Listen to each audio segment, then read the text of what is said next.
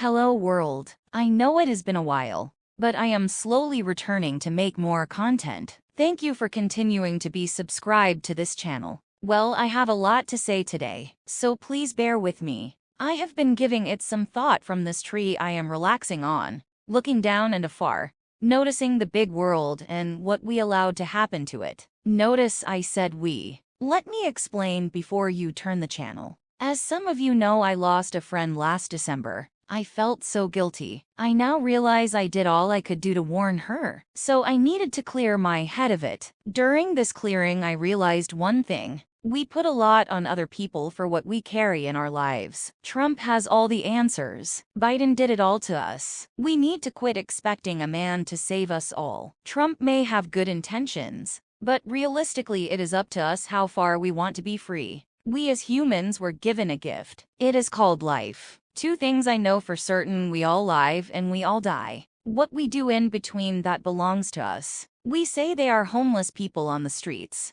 Why won't the government do anything? We have gotten so used to the government handling things. We quietly have given them power in our lives. This is not just an American issue. This is worldwide. We are so busy in our phones, online, that we forgot how our countries made it through terrible times. We think it is the government's responsibility now. So naturally the government says we can do it for you. Well, you see what has happened. We can blame the politicians, blame everyone. But who is actually at fault? Ourselves. It is a shame when we see things going on and we ignore it. A tragic thing happens, an accident. Some people will grab their phones. Them getting more followers and likes is more important. Where has our humanity gone? We no longer pay attention to anything but texting and what social media or the news has to say. How many of us know our neighbor? I mean, not just know of them, but actually know them. How many know our own neighborhoods? We see people every day, and yet we know nothing of them.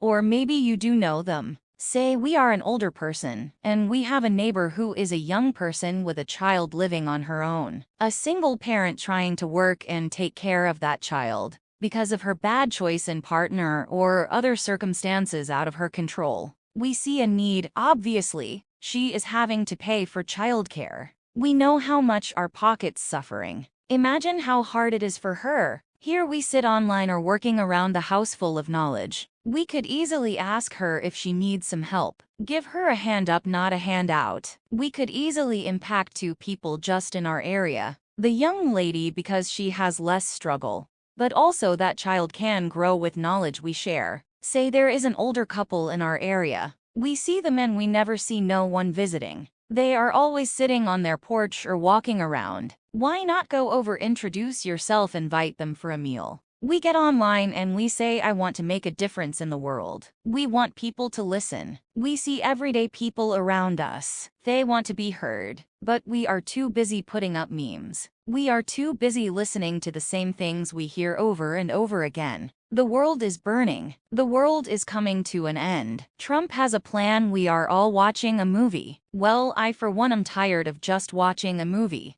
I want to become part of the movie. We sat around and allowed our government to control our lives. We show unity when we show each other love. Give an ear, willing to listen, even if we do not agree. When we lift our head out of the phone, lifting our eyes on the need, and open our heart to each other, then we unite with one another. We waste so much time on stuff out of our control. We have been given hands. What do we do with them? Given feet, where do we go with them? Given ears, what do we hear with them? Given a mouth, what do we say with it? We cannot be unified if we spend all our time doing other things. The governments, they do not mind supplying the noise and nonsense. They know if we hate each other, stay so preoccupied with things of the world, we won't be able to be free from them. We slowly gave our rights to them. We got too busy to notice. Their biggest fear, unity. Our greatest strength, unity. Only when we get out of our comfort zone and start applying what we have learned in the 4 years of this disaster of a world, do we defeat the tyranny.